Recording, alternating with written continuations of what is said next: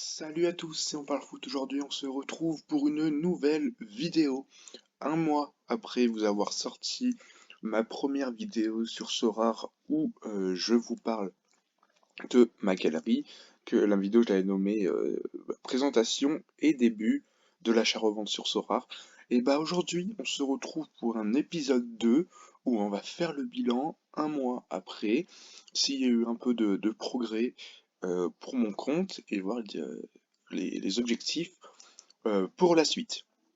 Donc déjà pour démarrer, si on regarde sur ma dernière vidéo, en termes d'ETH, j'étais à 0,0012 ETH, donc j'étais je crois à 3 euros et quelques.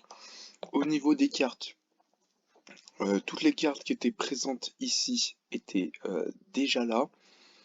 Et en plus de celle-là, j'avais Lucas de la Torre qui à l'époque je l'avais acheté pour 0,048 ETH, soit un peu plus de 10 euros, je dirais environ, par là, même si son prix a bien augmenté depuis que je l'ai revendu. Voilà, je l'avais acheté par là, je crois, un truc comme ça. Et donc, j'avais acheté Lucas de la Torre, que j'avais revendu dans la foulée, je crois quasiment au même prix. Je crois que le TH avait déjà commencé à baisser. Donc en termes de TH, c'était un tout petit peu supérieur, mais en termes d'argent, c'était un peu inférieur. Et du coup, si on regarde aujourd'hui, donc j'ai toujours mes cartes, donc avec Danila Skmolinov, Ledesma, Marc Pabaye, Sisbora et Han Kong Yong. On peut aller voir la valeur de ma galerie. Non, c'est pas Flash, c'est Sora Data. On peut aller voir la valeur de ma galerie actuellement. Je crois qu'elle était il y a pas longtemps de je sais plus combien, je crois 60 $. Il disait, voilà, elle a un peu baissé parce que le TH a diminué en termes de valeur. Mais on voit que Pogba il va valoir plus rien, donc ça va être on va le garder au club. Ce sera un pari long terme parce qu'il a été transféré du côté de Spal en série B. Et malheureusement, j'ai vu Spal joue le maintien, donc ça risque d'être un peu juste pour se trouver en série A l'année prochaine.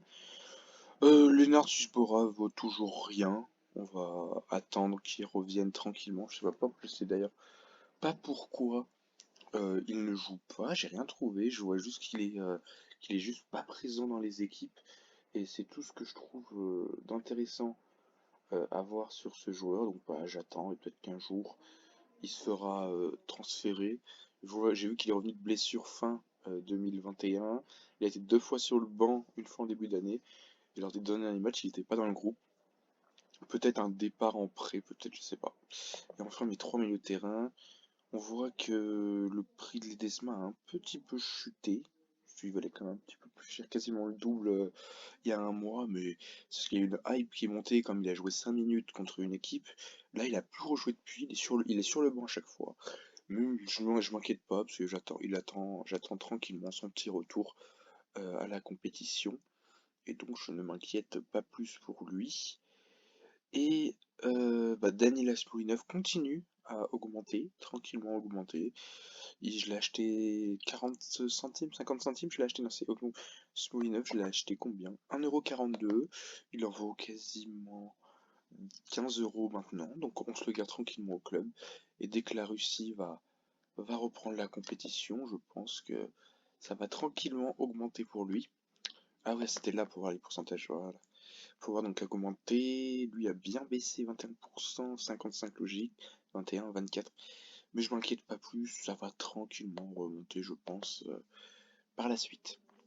Maintenant, qu'est-ce qu'il va y avoir? Quel est l'objectif? Ben, c'est la question que je me pose.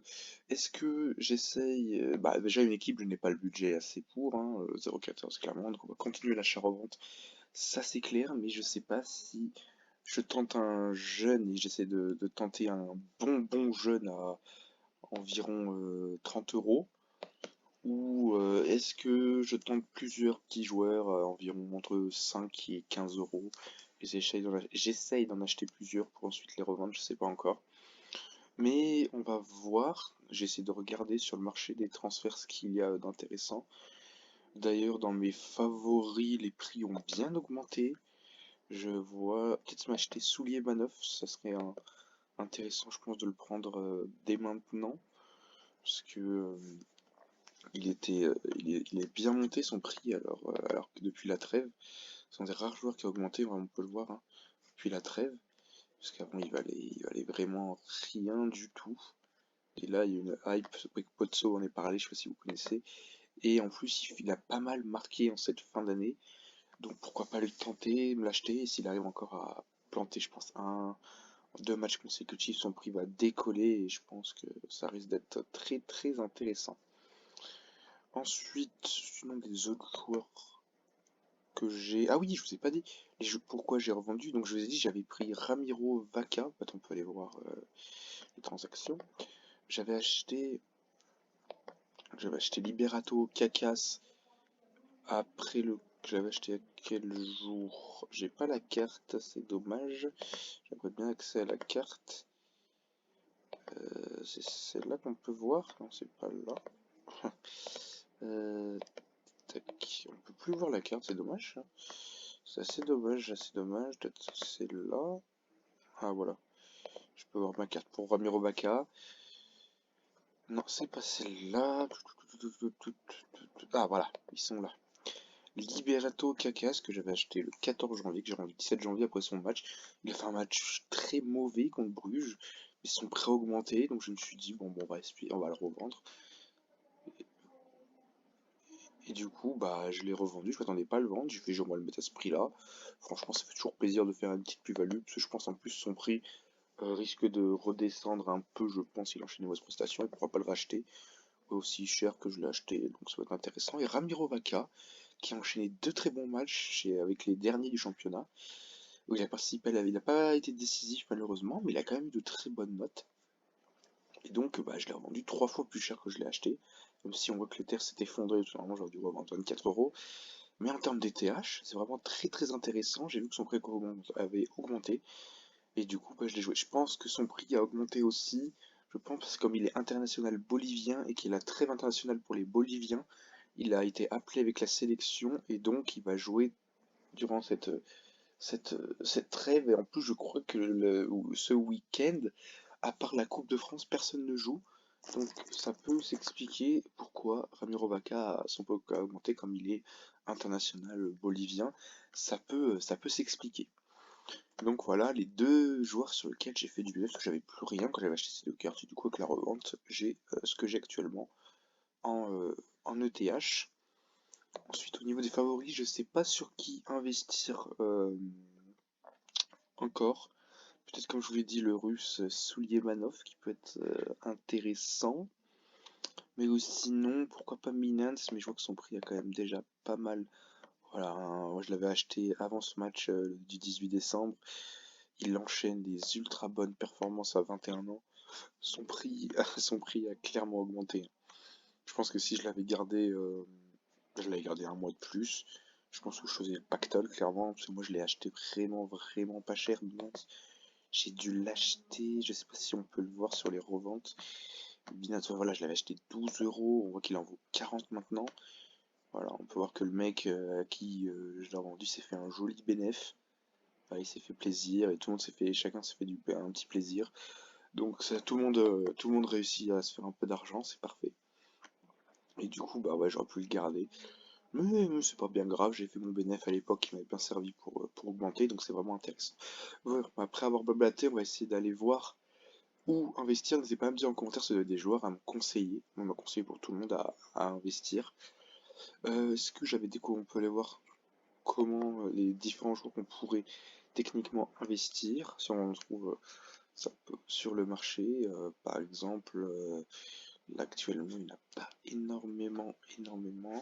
On va se faire une petite recherche sur Sorar Data. Voilà, Player Finder. Donc, comme je l'avais déjà présenté dans une précédente vidéo, je vous l'avais présenté. C'était donc ma technique pour recruter des joueurs qui sont quand même assez bons. Hop, mettre au moins 50, 100 jouer. Il a joué au moins soit 80% des matchs, 100% passe forcément, si c'est les bonnes notes en temps remplaçant, c'est très bien aussi. Le score average, on s'en fout. Le all-around score, on s'en fout. U23 toujours, bien sûr. Starter, ouais, non, on prend un peu tout. Ça peut nous enlever des joueurs qu'il faut y passer au travers. Et donc, si on recherche, est-ce qu'on trouve des joueurs avec les critères que je demande? Ça rame un peu pour l'instant. Je sais pas parce qu'ils trouvent personne. Ou si c'est parce que la connexion Internet bug, je ne sais pas du tout. J'ai rien loupé, non? Je sais pas pourquoi ça ne marche pas. J'essaie de. Non, le Wi-Fi marche bien. Ah, mais ça m'a tout redéréglé du coup. Hop, hop. Ah, j'y arrive plus. Ah, mince. Ah, voilà, ça a bugué un peu. Hop, et hop. On va mettre. Il n'y avait pas à trouver beaucoup de joueurs, donc on va mettre. Ouh là, ça bug, dis donc. On va se mettre un 40 avec au moins. Pourquoi ça bug comme ça? Je ne sais pas pourquoi ça bug comme ça. Allez, au moins 76% des matchs joués. On va se mettre 0-0. Non, 0-0-15, ça fait un peu trop. Il manque, il a un 0 en trop maintenant, par rapport à d'habitude. Alors on va mettre 0-0-2, on n'a pas de limite, on enlève celui-là, on enlève celui-là, et on va essayer de retenter une nouvelle fois. Substitute réserve, je m'en fous.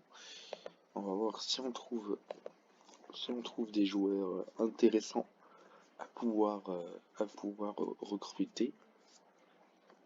Si ça veut bien marcher cette fois-ci. C'est bon, c'était assez compliqué tout à l'heure. Là, je sais pas si ça va marcher ou pas. C'est pas l'impression que ça fonctionne très bien sur Radata. Son Radata bug un peu. Je sais pas pourquoi ça ne fonctionne pas. Ça marchait très bien tout à l'heure. Est-ce qu'il n'y a pas des joueurs intéressants déjà là-dedans? C'est clairement hors budget, hein. C'est beaucoup de têtes Little qui est intéressant. 60 sur les derniers matchs, Rafaelov, ouais. Je sais pas pourquoi ça ne veut pas marcher.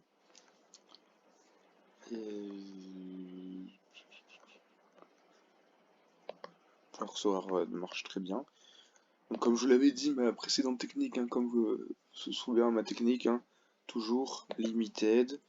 On se fixe un prix, max. Hop, tac. C'est pas facile, ouais, 0,020. Ensuite, il y a U23 éligible. Et après, bah, faut observer si on trouve pas des joueurs assez intéressants. Est-ce que ça a marché? Non, ça ne veut toujours pas marcher, je sais pas pourquoi.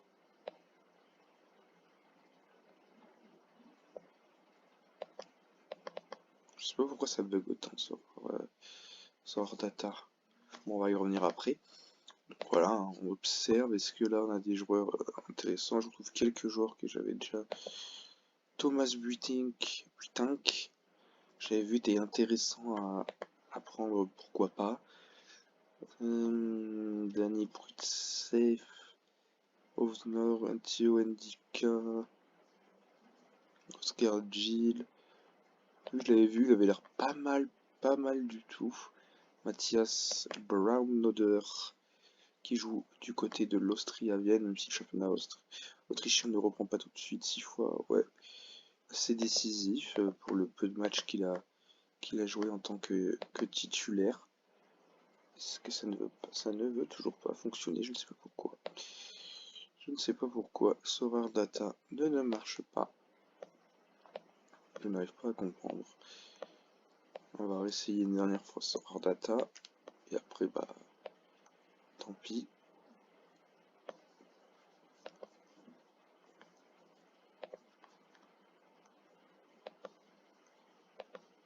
Tac.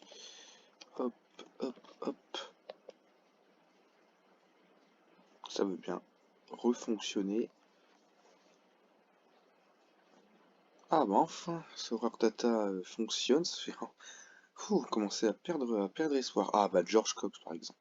George Cox, c'est un joueur que j'ai vu au début, moi je l'ai connu, il valait pas cher du tout, hein, George Cox. Ouais c'est ça, hein, je l'ai connu même avant, hein. Même avant il valait pas ce prix-là du tout, ouais, il a décollé d'un coup, il a qu'à décoller d'un coup, et maintenant il enchaîne les ultra bonnes performances.